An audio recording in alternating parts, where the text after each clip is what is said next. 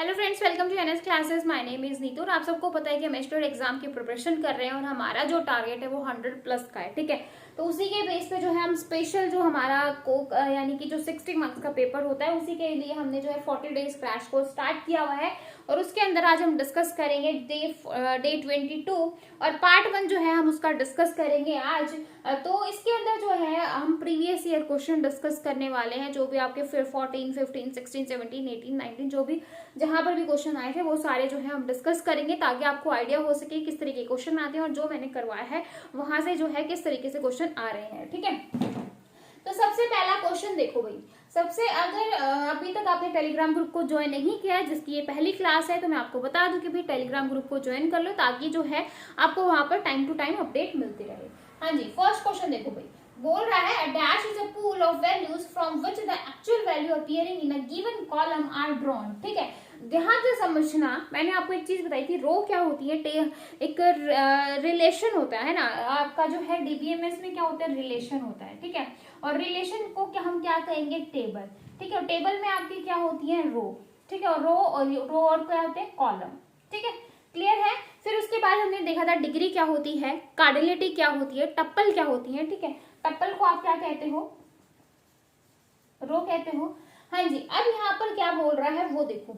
ये क्या है, पूल ऑफ वैल्यूज है जहां पर आप क्या कर रहे हो, विच एक्चुअल वैल्यू अपीयरिंग। मतलब ये जो आपका कॉलम है एक टेबल के अंदर इस तरीके से कॉलम है, ये आपकी रो है। ठीक है, ये आपकी कॉलम है, कॉलम 1, कॉलम 2, कॉलम 3। ठीक है, तो बोल रहा है कि इन कॉलम में जो है एक्चुअल वैल्यू अपीयर हो। एक्चुअल वैल्यू मैंने आपको क्या बताया था, एक्चुअल वैल्यू क्या बताया था भाई, कि जो आपका ये डोमेन होता है, जो आपका ये डोमेन होता है लाइक किसी की मैंने अगर क्लास लिखनी है तो 11, 12 मतलब जो एक्चुअल कॉलम होगा वो क्या होगा यहाँ पर, क्लास। ठीक है, या फिर अगर मैं कहूँ कि मुझे मंथ ऑफ द ईयर लिखना है ना, तो मंथ ईयर लिखने हैं मंथली, तो यहाँ पर जनवरी आएगा, यहाँ पर फरवरी आएगा। मतलब एक्चुअल वैल्यू मैंने यहाँ पर लिख दी और फिर उसके बाद जो है उसके अंदर जो भी ऑप्शंस हैं वो फिर आते रहेंगे, यानी कि जो 12 महीने होते हैं साल में, तो 12 महीने फिर हम लिखेंगे जनवरी में क्या क्या डेटा था, किसको कितना दिया, इस तरीके से जो है हम एक टेबल की फॉर्म में उसको मैनेज करेंगे। ठीक है, और मैंने जो है एक एग्जांपल आपको, जब मैंने आपको थ्योरी करवाई थी वहां पर भी दिया था कि जो आपका मेल और फीमेल होता है ना, हम जेंडर लेते हैं, जेंडर में आपका मेल, फीमेल एंड जो है ट्रांसजेंडर, आजकल ये चीज भी जो है ऐड होने लगी है। पहले मेल और फीमेल भी आता था, अदर कैटेगरी भी ऐड हो गई है आपकी। ठीक है, तो जो आपका जेंडर है वो आपका मेन जो है कॉलम में आएगा, अदरवाइज जो मेल और फीमेल है वो उसके फिर नीचे आ जाएंगे। ठीक है, क्लियर है। तो यहाँ पर यही बोल रहा है एक्चुअल वैल्यू, एक्चुअल वैल्यू की बात कर रहा है, तो यहाँ पर आपका क्या आएगा, डोमेन।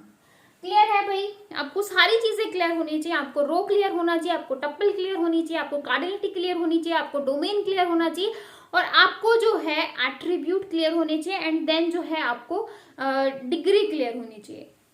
क्लियर है सबको, है ना। अगर ये चीज, ये पॉइंट क्लियर है, क्योंकि यहाँ से क्वेश्चन आता ही आता है, जो मैंने आपको यहाँ से ये बताए हैं, जो जितनी भी टर्म्स मैंने आपको बताई हैं, ये जो है आप डायरेक्ट याद कर लो या रट लो अगर समझ नहीं आ रही है।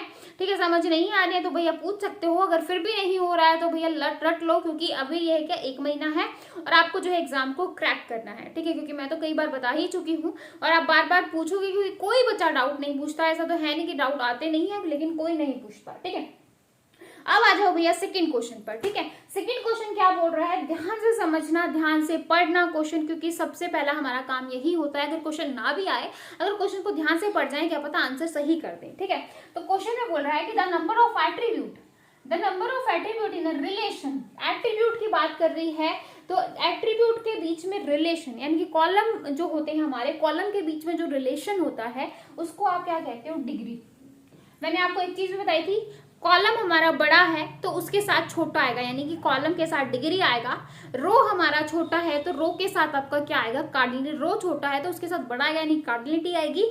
क्योंकि अगर कई बच्चों को समझ नहीं आता तो भैया इस तरीके से आप छोटे छोटे ट्रिक अप्लाई कर सकते हो, इस तरीके से याद रख सकते हो। ठीक है, तो एट्रीब्यूट कॉलम के बीच में पूछा है तो आपका यहाँ पर क्या आएगा, डिग्री आएगा। ठीक है, तो डिग्री क्या होता है, डोमेन क्या होती है, रो, कार्डिनलिटी क्या आती है। अगर यहाँ पर रो की बात करते, रो के बीच में अगर रिलेशन है तो उसको आप क्या कहोगे, कार्डिनलिटी कहोगे। ठीक है, तो आई होप आपको ये दोनों क्वेश्चन बहुत ही अच्छे से क्लियर हो गए होंगे। लेकिन डाउट है तो बिल्कुल आप कमेंट सेक्शन में पूछ सकते हो, बार बार कहती हूँ ग्रुप में पूछ सकते हो, क्योंकि ग्रुप जो है इसलिए करवाया है ताकि आपके डाउट आते हैं क्वेश्चंस, लाइक मैंने डीबीएमएस करवाया तो उससे रिलेटेड जितने क्वेश्चन मिलते हैं आप उन क्वेश्चंस को लगाओ, क्योंकि बार बार मुझसे बच्चे एक ही मैसेज करते हैं ma'am 40 days crash course enough है क्या, 40 डेज क्रैश कोर्स इनफ है? बिल्कुल इनफ है भाई, क्योंकि मैं पूरा सिलेबस करवा रही हूँ, लेकिन आप लोगों को भी तो प्रैक्टिस करनी पड़ेगी। बिना प्रैक्टिस के तो कोई चीज पॉसिबल नहीं है कि कोई चाहे कितना भी पढ़ा दे, बिल्कुल आपके पास आके पढ़ा दे, लेकिन जब तक आप प्रैक्टिस नहीं करोगे खुद तो जो है एग्जाम को क्रैक करना मुश्किल है।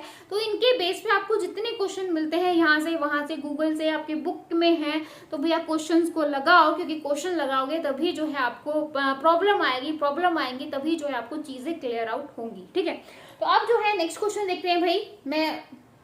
हाँ जी, नेक्स्ट क्वेश्चन देखो।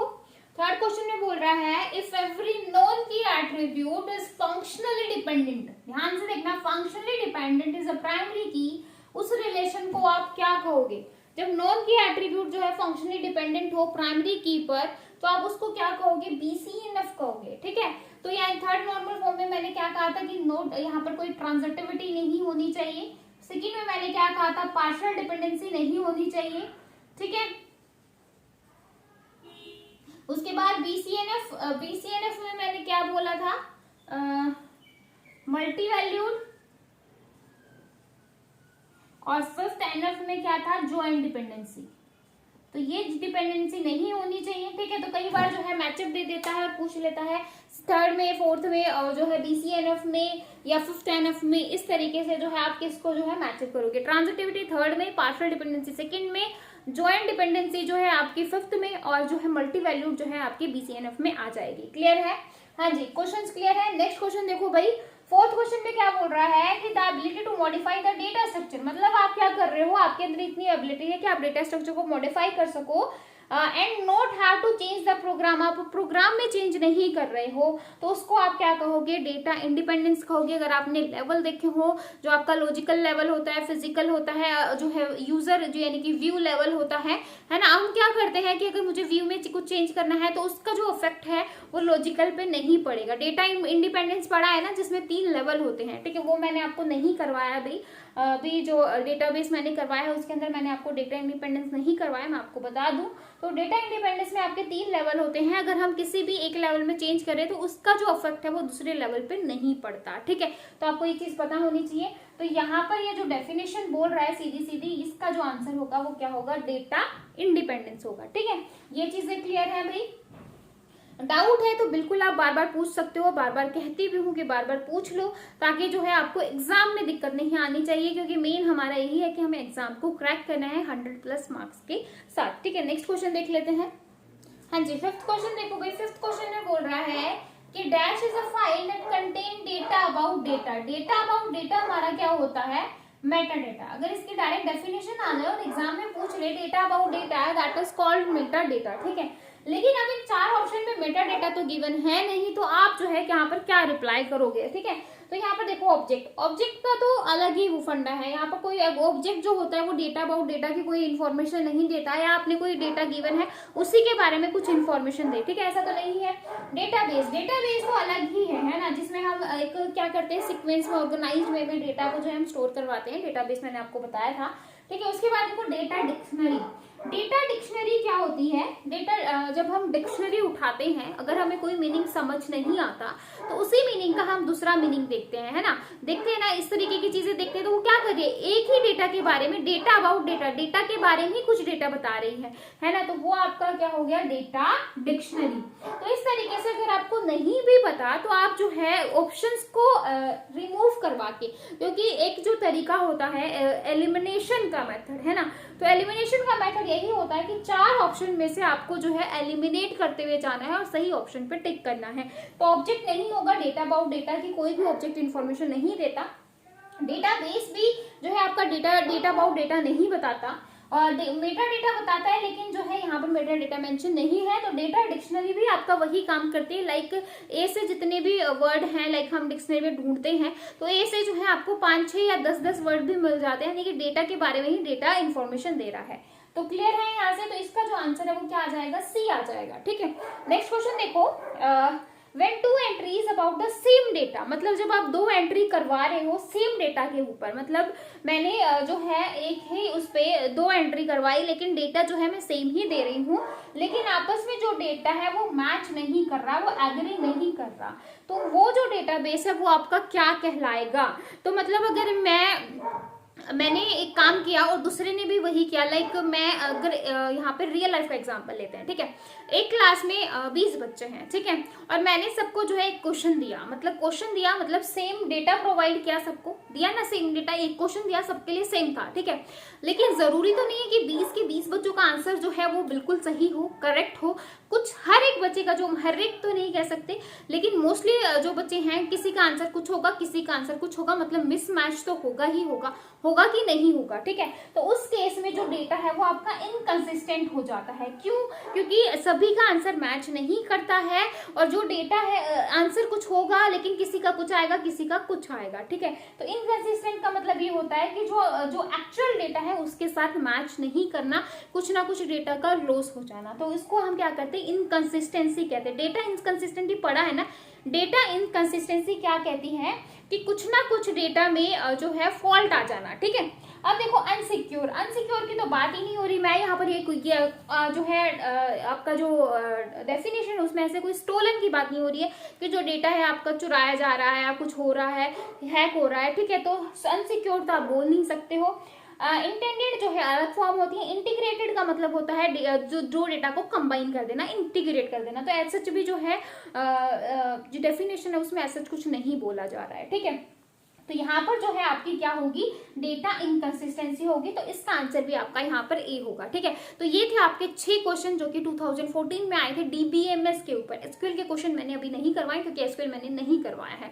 तो ये थे आपके डीबीएमएस के क्वेश्चन, आई होप आपको बहुत अच्छे से समझ में आए होंगे।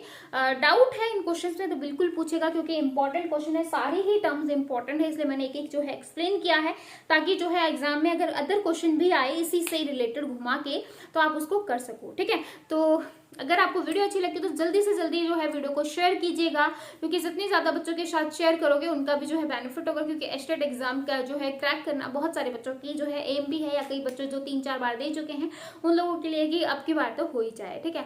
तो अगर आपको हमेशा की तरह वीडियो अच्छी लगती है तो चैनल को एक लाइक और सब्सक्राइब करना बिल्कुल मत भूलेगा। तो फिर मिलेंगे ऐसी नई वीडियो के साथ, तब तक के लिए बाय एंड थैंक यू।